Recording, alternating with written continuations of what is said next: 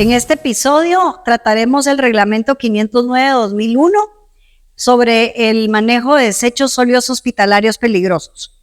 Nos acompaña el ingeniero Ricardo Gosman, ingeniero químico. Él es catedrático universitario de la Universidad Rafael Andívar. Tiene un posgrado en el manejo de desechos sólidos hospitalarios de AGISA, de la Universidad de San Carlos. Y es una persona de reconocido prestigio en el tema, que tiene muchísimos años trabajando en el sector salud. Bienvenido, Ricardo. Muchas gracias, Melissa. Mucho gusto. Vamos a abordar un poco al respecto del tema del reglamento 509/2001 sobre el manejo de desechos sólidos hospitalarios, y me gustaría que me expusiera cuál fue el espíritu de este reglamento, cuál fue el alcance que se deseaba lograr. Sí, realmente el reglamento 509/2001 es relativamente reciente en comparación con las actividades que intenta normar y con la ley que lo precede, ¿no? El espíritu originalmente es el mismo que tienen todas las regulaciones del Código de Salud: proteger a las personas, preservar y, en este caso, prevenir la salud. Ese es el espíritu básico. Correcto. Y más particularmente, como la regulación sanitaria es tan variada, ¿no? Es atender un riesgo particular que está relacionado con los elementos patógenos, los elementos peligrosos, los elementos que por su naturaleza pueden ser dañinos a la salud dentro de los entes generadores, es decir, dentro de las entidades de salud, ya sea prevención, recuperación, rehabilitación, diagnóstico. Esa es la idea. ¿Y a quiénes está dirigido este reglamento? ¿Quiénes están obligados a cumplirlo? Fíjese que a priori hay dos grandes grupos de entidades que están obligadas a cumplir. Por un lado, los entes generadores, es decir, todas las instituciones de salud que generan materiales de desecho. Por el otro, las empresas de disposición, es decir, los entes que asisten a los primeros en la recolección, el transporte, el tratamiento y disposición final de los desechos. Esos son los dos grandes grupos. Sin embargo, de una manera indirecta, si lo queremos ver así, están obligados a cumplir o a acatar sus normas varias personas más. Los profesionales que asisten a las empresas, las personas que trabajan para estas instituciones que ya mencionamos, y el público en general. Es bien importante mencionar que cuando nos hablan de reglamentos y nos dicen los entes generadores, normalmente las personas comunes tendemos a pensar en ello como algo ajeno completamente a nosotros. Sin embargo, una vez estando dentro del ámbito de una institución de salud, ya sea trabajando para ella o incluso recibiendo sus servicios, es decir, como paciente o como visita, vamos a tener que cumplir con ciertas reglas y ciertas normas, ¿verdad? Sí, me puedo imaginar que un paciente que está postrado en casa, que genera también desechos peligrosos, debería también gestionarlos adecuadamente según este reglamento. Sí, debería, ¿verdad? Es difícil para nosotros probablemente romper ese paradigma de que dentro de las cuatro paredes de una institución de salud es que ocurre todo esto, ¿no? Cuando en nuestras casas fácilmente se producen cantidades considerables y de hecho los mismos tipos de riesgos, ¿no? Entonces, creo que es bueno que estemos conscientes de que nos incumbe a todos, ¿verdad? Y que ya existe una regulación que nos ayuda a mantener esos niveles de riesgo hacia abajo. Sí. Pero expliquemos qué es un desecho sólido hospitalario y cómo se debe clasificar. Sí, podemos tener dos puntos de vista. Uno formal, desde la letra muerta del reglamento, como decimos coloquialmente, ¿verdad? Y que se refiere a todos los materiales de desecho que provienen de estas instituciones o de este tipo de actividades de salud que mencionamos y que tienen un riesgo. Y por el otro lado, podríamos platicar acerca de la naturaleza de estos materiales, ¿sí? Algo tal vez no tan rígido como una ley, pero más amplio como la parte técnica, ¿no? Vamos a hablar de los materiales que tienen el potencial para contaminar o contagiarnos de una enfermedad. Los materiales que tienen la capacidad por sí mismos de causarnos un daño por sus características químicas, sus características toxicológicas, sus características reactivas y otra serie de características, tal vez para no entrar en un detalle exagerado, ¿verdad? Que pueden causar este riesgo.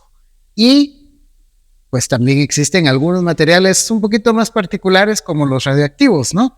No en todos los lugares, eso sí es difícil que lo encontremos en una casa, ¿verdad? Pero que también pueden ser un riesgo a la salud. En teoría, al juntar estas dos ideas, podríamos decir que la idea del desecho hospitalario es todo aquel desecho que, teniendo una relación con la salud,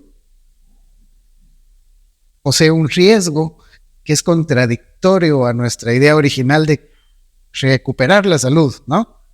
¿Sí? Durante ese proceso estamos expuestos a riesgos negativos que pueden causarnos daño, ¿verdad? ¿Puede darme 3 ejemplos comunes o los más frecuentes? Sí. Se me ocurre que lo veamos desde los puntos de vista de 3 personas distintas. Por ejemplo, alguien que trabaja para la institución de salud.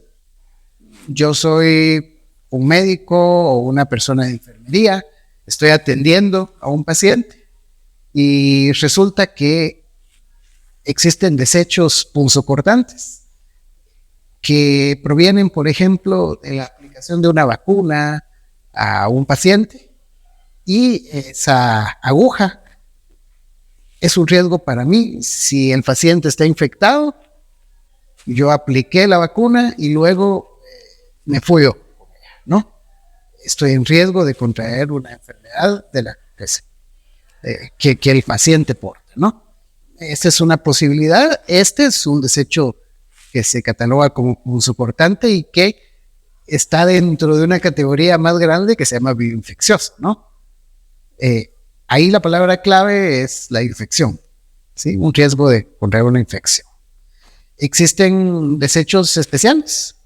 Yo soy, por ejemplo, una persona de intendencia o de limpieza. Estoy haciendo mis tareas cotidianas y el hospital tiene materiales químicos almacenados de una manera inadecuada y los desechos de estos materiales, por ejemplo, son corrosivos. Muy bien. Estoy haciendo mis tareas, involuntariamente encuentro estos materiales, los confundo porque no están etiquetados, por ejemplo, con material para limpieza y me quemo, ¿sí? Este es un desecho especial. Los desechos especiales tienen características que, a diferencia de el potencial para causar una infección, pueden causar un daño directo al organismo por ser corrosivos, tóxicos, cancerígenos, etc. Toda esta serie de características químicas que son peligrosas en sí mismas, que interesantemente no depende solo de cómo los manejemos, sino que su capacidad y potencial de hacer daño siempre está presente. Y los terceros, dentro de los hospitalarios, son los desechos de carácter radiactivo. Es difícil, si no imposible, controlar esa actividad, ¿no? A menos que sea por medio de un aislamiento. Entonces, si yo me encuentro con estos materiales, no están apropiadamente almacenados y demás, voy a estar en un riesgo, ¿no? La exposición a materiales radioactivos causa múltiples problemas. No sería demasiado fácil describir uno puntual, ¿verdad? Pero existe siempre el riesgo, ¿verdad? Ya que mencionó los desechos punzocortantes, Sí. que para nosotros es muy familiar el término, pero para la gente en general, pues tal vez no le es común esta palabra, y yo sé que se refieren a agujas, a jeringas, a bisturís, a cristalería rota, que hasta la podemos estar generando en nuestra casa, si en nuestra casa tenemos un paciente con diabetes o tenemos algún tipo de paciente que se le está administrando algún tipo de medicación vía una inyección. Uh-huh. ¿Cómo tanto un establecimiento de salud como un paciente que genera este tipo de desechos debería segregarlos correctamente y prevenir esos riesgos? Sí, los desechos punzocortantes probablemente llaman más la atención que el resto de los desechos bioinfecciosos, porque es mucho más frecuente que nos ocurran accidentes asociados a ellos o que el riesgo se pase por alto, ¿no? Uh-huh. Los desechos punzocortantes, pues tal vez más comunes de todos, se refiere a las agujas hipodérmicas, ¿no? Sin embargo, pues hay múltiples. Hay bisturís, hay escalpelos, hay otro tipo de agujas, incluso materiales quebrados o rotos que tienen la capacidad de hacer una punción, ¿no? Correcto. Pero en particular, cuando hablamos de un punzocortante, entendemos que ese riesgo se magnifica porque su uso natural y común es en un contacto directo con partes del cuerpo en donde hay fluidos que contienen o que son un medio de transporte para agentes patógenos, ¿no? Por ejemplo, el torrente sanguíneo, ¿no? Entonces, esa posibilidad de que haya una infección asociada a estos es mayor. Exacto.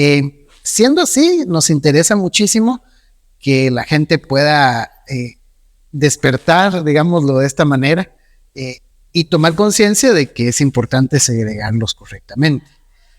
La forma básica de segregación de estos materiales es por medio de descartadores rígidos. Los descartadores rígidos, yo lo veo desde un punto de vista tal vez un poco coloquial, son como una prisión para estos materiales.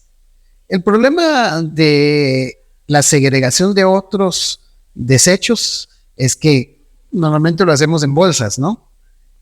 Las bolsas sirven como una barrera protectora, sirven como un filtro, si lo queremos ver así, pero un filtro que no soporta o que no es adecuado para una función, ¿cierto? A pesar de que pueden existir reglas sobre la resistencia de las bolsas. Eso es otra historia, pero no están pensadas para detener este tipo de material. Entonces se requiere un descartador rígido. Los hay de diferentes materiales específicos, pero la idea es que exista una forma bien determinada, que sean resistentes a punción y sobre todo que le permita a la persona descartar el material sin que haya un riesgo de que este material vuelva a ella. Eso es súper importante. Porque en la práctica, cuando hace falta recursos, se han visto múltiples adaptaciones y a veces la solución termina siendo un poco más riesgosa que el problema, ¿verdad? Sí, nosotros hemos visto consecuentemente que usan botellas de PET, que usan frascos de otras bebidas, lo cual pues no tiene esa resistencia y se perforan, sí, ¿verdad? Sí. Y luego la persona probablemente de intendencia es la que sufre el accidente o la persona que está en la cadena de manejo de esos desechos. Sí, la verdad que yo dentro de las ideas que había recolectado para esta conversación, dentro de las más frecuentes ocurrencias de accidentes había encontrado precisamente la punción, ¿no? Es importante destacar una cuestión. En comparación con otros desechos bioinfecciosos, no quiero decir que los demás no sean peligrosos. Por supuesto que no. Obvio que sí. El desecho punzocortante requiere más técnica, ¿sí? Requiere un poquito más de práctica práctica incluso para poder manejarlo apropiadamente, ¿verdad? Porque existen cosas como la preparación previa a, es en una sala de cirugías, es natural que gasas y otros elementos que sirven para recolectar y secar fluidos se dispongan de manera inmediata al suelo y luego A la bolsa. se embalen en la bolsa. Pero un desecho punzocortante no lo podemos simplemente tirar al suelo. Entonces se requiere una preparación previa más detallada y mucho más estricta, si lo queremos. Necesitamos tener a la mano de manera inmediata la posibilidad de descartarlos. No admiten ese paso intermedio que los demás sí. En el reglamento se menciona que todo establecimiento de salud está sujeto a crear un comité de manejo de desechos interno. Sí, correcto. Y presentar un plan de manejo al Ministerio de Salud. Sí. ¿Esto aplica en general a cualquier establecimiento de salud o hay niveles, categorías? ¿Cómo lo podríamos interpretar? La idea de tener una figura responsable, ahorita no le voy a poner nombre de comité, sino una figura responsable es para todo el mundo, ¿sí? Lo que sucede es de que entendemos que hay establecimientos amplios, grandes, robustos, 100, 200 personas. Hay establecimientos pequeños, un par de personas trabajando en ellos. Y por lo tanto existen, digamos así, niveles, ¿no? Categorías. Para un establecimiento grande, pues existirá la obligación de tener un comité. Lo que exige el reglamento, y creo que hace sentido, es que en ese comité estén representados diversos tipos de funciones, ¿no? El personal médico, administrativo, intendencia. Cuando los establecimientos son pequeños, lo que se necesita es una persona responsable. Es, digamos, teóricamente no le podríamos llamar comité, ¿verdad? Pero la idea es que esta figura se responsabilice por el buen manejo de los desechos, ¿verdad? Nosotros, digamos, si tenemos a la mano el reglamento, ¿verdad? Yo entiendo que tenemos... Por acá hay un... digamos, casi todos los que estamos relacionados con el tema andamos con nuestro librito a la mano, ¿verdad? Lo que uno puede ver es que existe un artículo específico que nos dice, ok, aquí está delimitada la organización mínima que debe existir.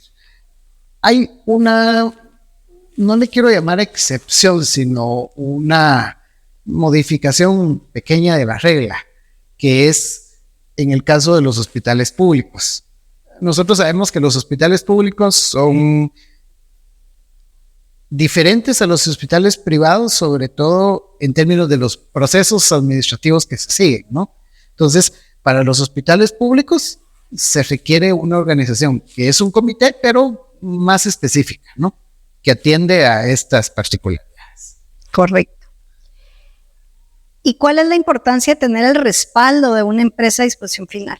Ah, sí. ¿Sabe qué? Se me olvidó desarrollar la parte del plan de manejo. Ah, perfecto. Pero aprovechando que ahorita me recordé, digamos, si reflexionamos sobre esa idea de la persona responsable o de la figura responsable, mi opinión es que podemos engañarnos un poquito, ¿sí?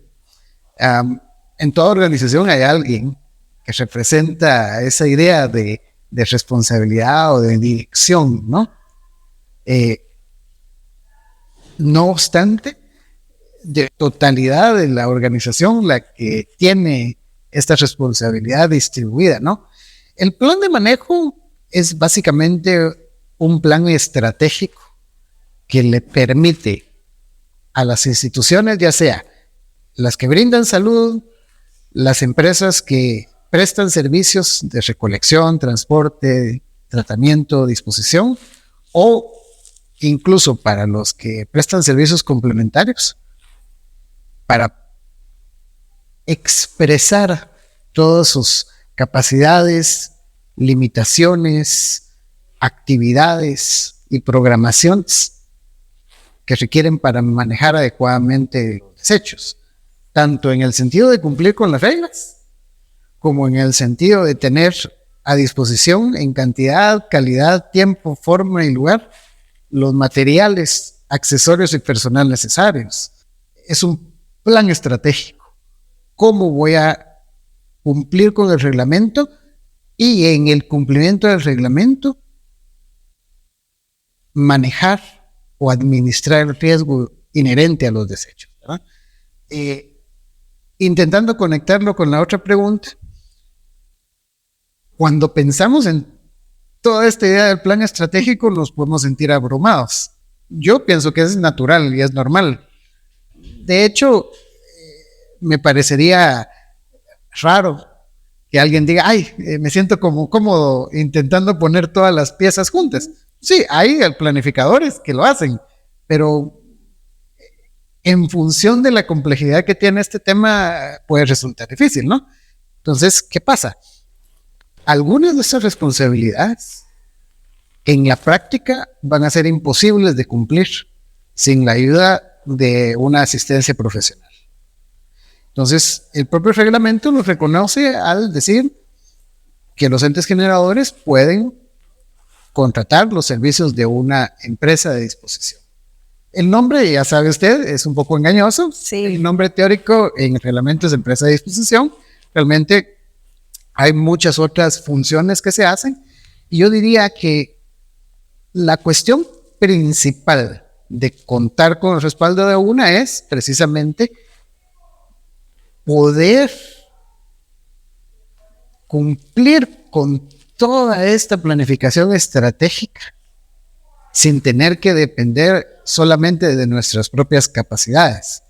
Si nosotros somos un ente generador, nosotros pues, somos expertos en recuperar, rehabilitar, prevenir, diagnosticar la salud, pero no somos necesariamente expertos en manejar un riesgo derivado de los desechos, ¿cierto? Claro, porque ya involucra la recolección, el transporte, el tratamiento, dejar esos desechos inocuos e inofensivos, y luego vendría la disposición final. Claro. Si usted se fija, desde el punto de vista de ingeniería industrial, esto sería hacer una integración vertical hacia adelante, no de uno, sino de varios pasos. Correcto. Y eso es no solamente problemático, sino muchas veces imposible en términos técnicos, administrativos y sobre todo económicos. No es fácil que alguien que sea experto en rehabilitar la salud, por ejemplo, se vaya a volver experto en transportar materiales de desecho, ¿cierto? Entonces, esa profesionalización del servicio, esa capacidad que puede tener una empresa para brindar un servicio especializado diferente al que los entes generadores sí saben dar, pues es indispensable. Además de eso, el reglamento exige, ¿sí? Un reglamento es una norma obligatoria, ¿no? Entonces, esa exigencia de cumplir con normas, al final del día recae sobre todo en el ente generador, ¿no? Si no tienen ese respaldo para poder cumplirlas, van a tener un problema con la autoridad administrativa, ¿verdad? Es una forma de demostrar que van a ser capaces de cumplir a través de la intervención de un especialista en la cadena. Por lo que requiere. Y para ir terminando, ¿cuáles deberían ser mis condiciones óptimas para poder integrar ese cumplimiento legal con el reglamento, ese plan de manejo, esa selección de esos actores clave en mi cadena de valor y asegurarme que yo estoy haciendo una buena gestión de la cuna a la tumba de mis desechos peligrosos? Esa es una pregunta bastante elaborada, bastante buena. Realmente es difícil que uno diga, ok, aquí hay una lista de aspectos que yo debería tener, valga la redundancia, en un checklist, ¿no? Porque depende mucho de la filosofía de cada ente generador. Sin embargo, si pudiésemos proponer algunos aspectos, yo los dividiría en aspectos visibles y aspectos internos, ¿no?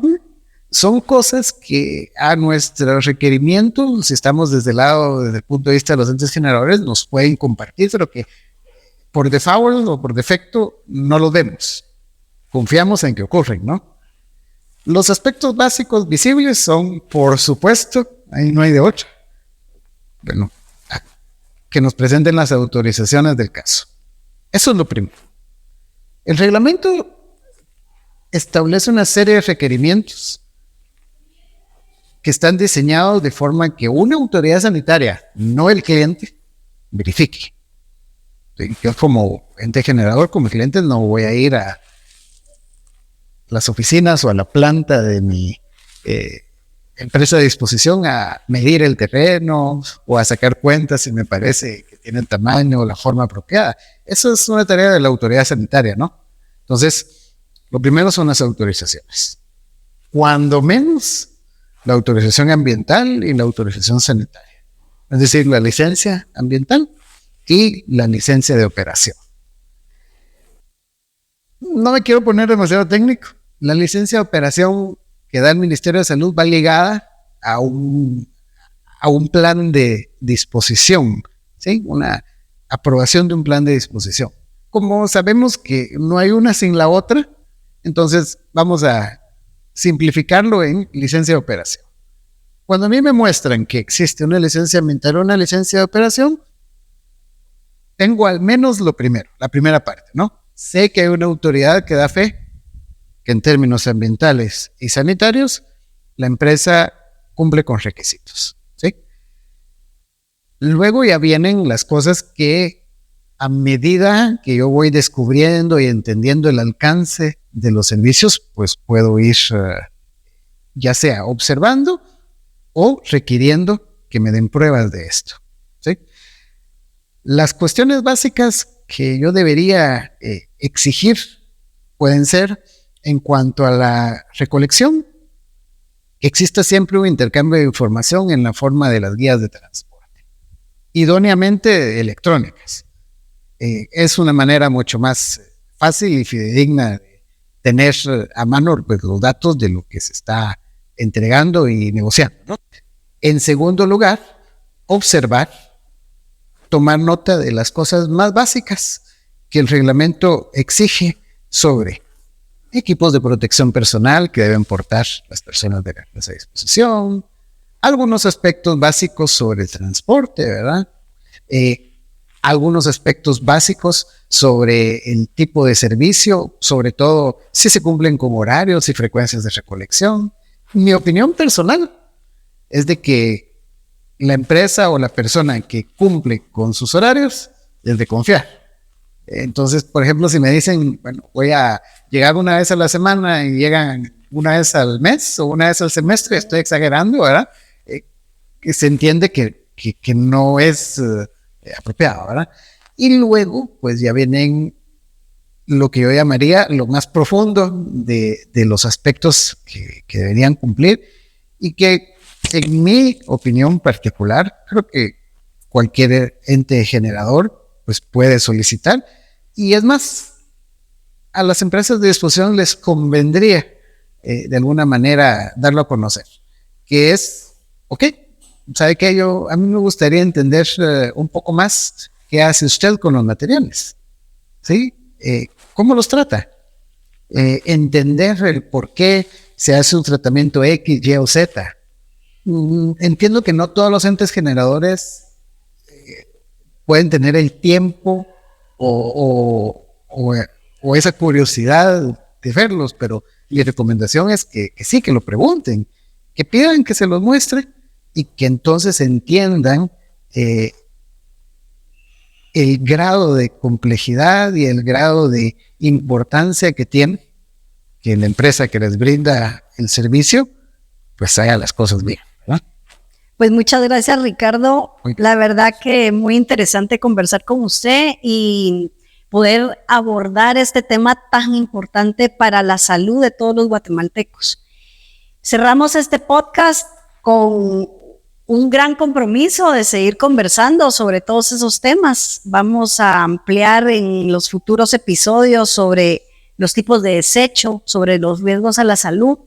Así que hasta acá llegamos. Muchas gracias por su audiencia y nos vemos en el próximo podcast. Gracias.